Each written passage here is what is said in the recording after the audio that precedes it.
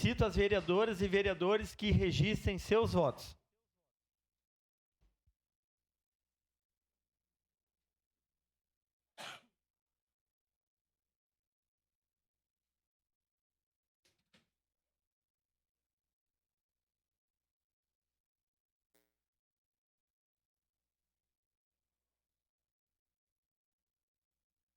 Vereador Zé D'Ambrós. Encerrado o registro dos votos. Encerrada a votação. O requerimento Tribuna Livre número 3/2026 foi aprovado por unanimidade das vereadoras e vereadores, com a ausência do vereador Aldonei Machado.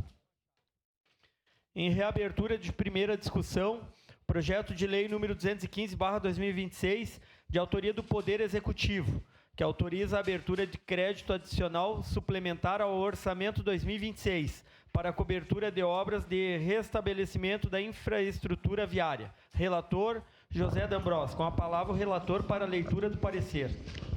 Pois não, senhor Wagner.